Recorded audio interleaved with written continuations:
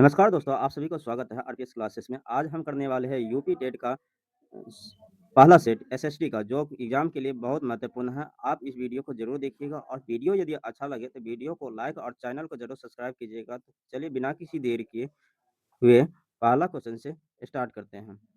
तो पहला क्वेश्चन क्या है? वेद कितने प्रकार के होते हैं? तो 4 प्रकार के होते हैं वेद। ये ऋग्वेद, सामवेद, यजुर्वेद और अथर्ववेद। 4 वेद होते हैं। क्वेश्चन नंबर दूसरा में क्या है? मौर्य वंश का सबसे शक्तिशाली या प्रतापी राजा कौन थे? इसका सही आंसर क्या हो जाएगा? सम्राट अशोक जो था, ये सबसे शक्तिशाली या प्रतापी राजा थे। क्वेश्चन नंबर 3 में क्या है? भारत के प्रथम स्वतंत्रता संग्राम या सिपाही विद्रोह जो किसे कहते हैं, वह कब हुआ था? तो 1857 ईस्वी में यह हुआ था, सिपाही विद्रोह। अब प्रथम स्वतंत्रता संग्राम।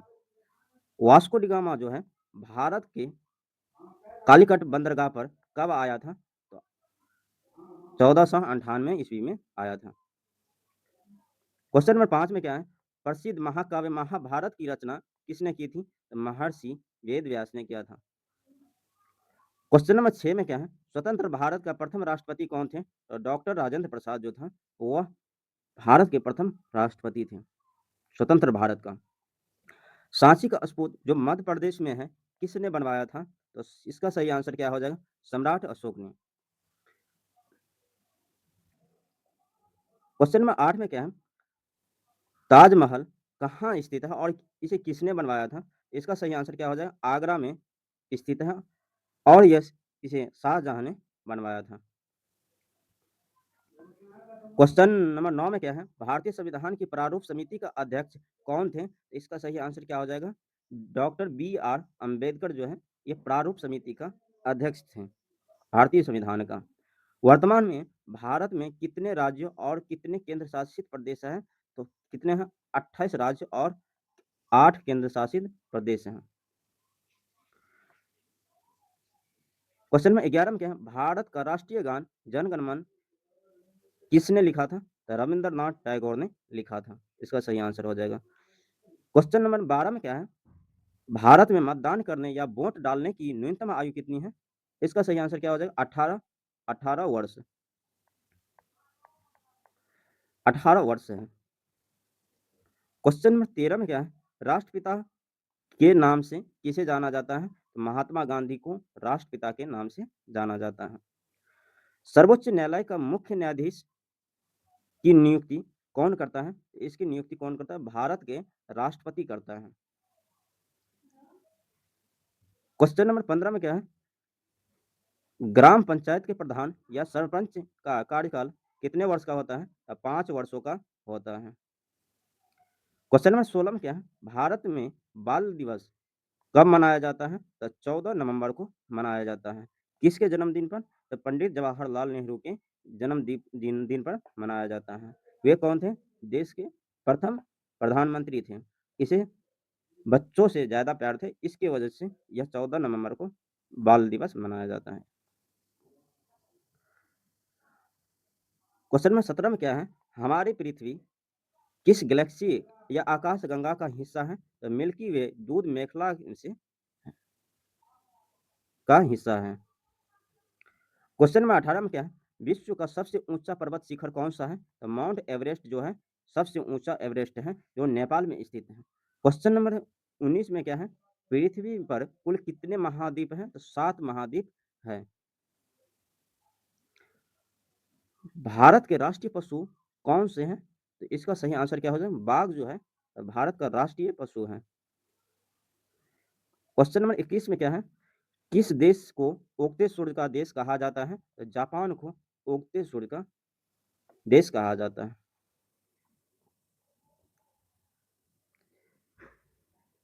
उत्तर प्रदेश की राजधानी कहाँ है? तो लखनऊ है। इसका सही आंसर। पवित्र गंगा नदी कहाँ से निकलती है? तो गंगोत्री हिम नदी से निकलती है। क्वेश्चन नंबर 24 में क्या है? भारत में सर्वोदय सूर्योदय भारत में सूर्योदय सबसे पहले किस राज्य में होता है? तो सही आंसर क्या आ जाएगा? अरुणाचल प्रदेश में सबसे पहले सूर्योदय होता है। क्वेश्चन नंबर 25 में क्या है, हरे पौधे अपना भोजन किस प्रक्रिया द्वारा बनाते हैं? तो प्रकाश संश्लेषण द्वारा बनाते हैं अपना भोजन हरे पौधे। क्वेश्चन नंबर 26 में क्या है, पृथ्वी का सुरक्षा कवच किस परत को कहा जाता है? तो ओजोन परत को कहा जाता है पृथ्वी का सुरक्षा कवच। जल का रासायनिक सूत्र क्या होता है? इसका सही आंसर क्या हो जाएगा? H2O होता है। विश्व पृथ्वी दिवस कब मनाया जाता है? इसका आंसर आप दीजिएगा, कितना कब मनाया जाता है? सही आंसर क्या हो जाएगा? 22 अप्रैल।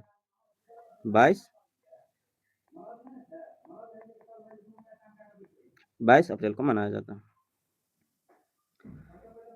क्वेश्चन नंबर 29 में क्या है, कौन सी गैस हमारे सांस लेने या प्राणवायु की सबसे आवश्यक है?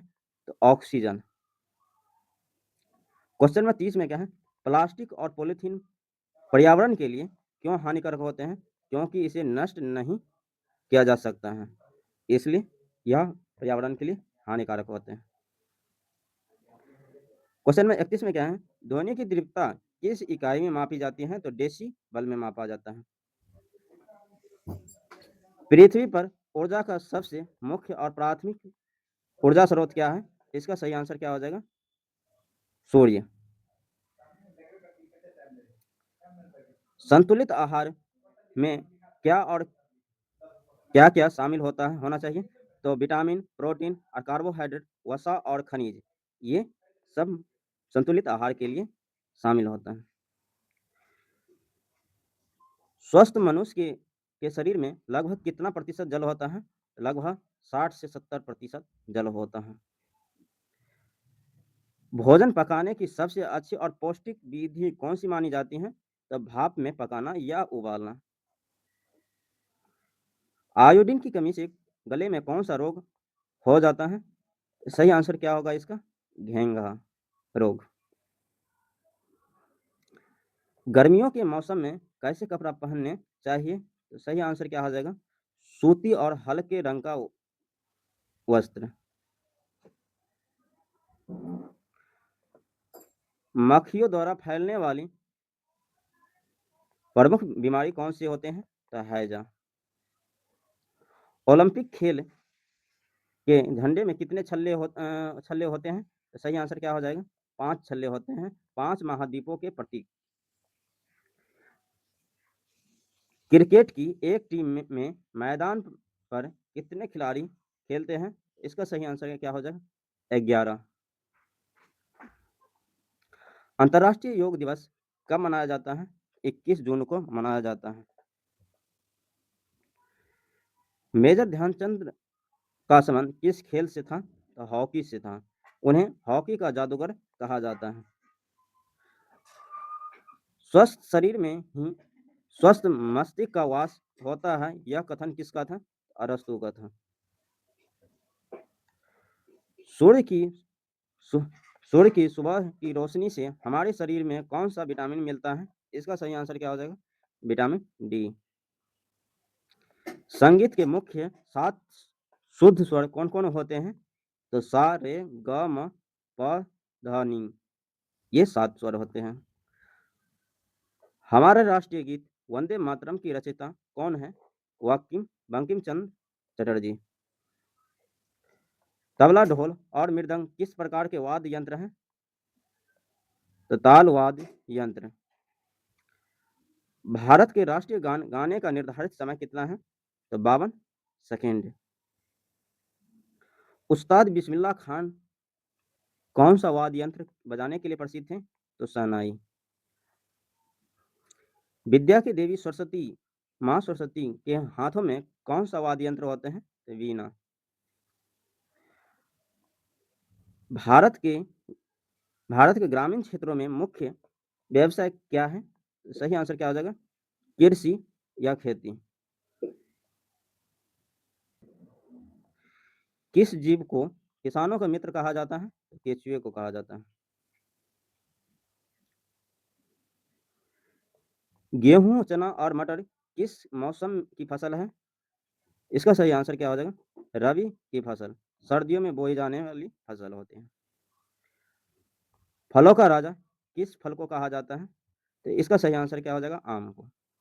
मिट्टी की उर्वरता बढ़ाने के लिए किसका उपयोग सबसे अच्छा होता है? तो जैविक और कंपोस्ट या कंपोस्ट का, जैविक खाद का। आधुनिक शिक्षा प्रणाली का मुख्य केंद्र बिंदु कौन होता है? तो विद्यार्थी या बालक। श्याम पट्ट पर लिखते समय शिक्षकों को किस ओर खड़ा होना चाहिए? बाईं ओर खड़ा होना चाहिए, लेफ्ट साइड। बच्चे को करके सीखने से क्या लाभ होता है? उसका ज्ञान अस्थायी और व्यवहारिक हो जाते हैं। कक्षाओं में बच्चों की रुचि और उपस्थिति बढ़ाने के लिए शिक्षकों को क्या करना चाहिए? तो शिक्षण को रोचक और गतिविधि आधारित पर बनाना चाहिए। दोस्तों, इसी के साथ पहला सेट खत्म हो गया। आप सबको यदि वीडियो अच्छा लगे तो वीडियो को लाइक और चैनल को जरूर सब्सक्राइब कीजिएगा। तो चलते हैं। Thank you.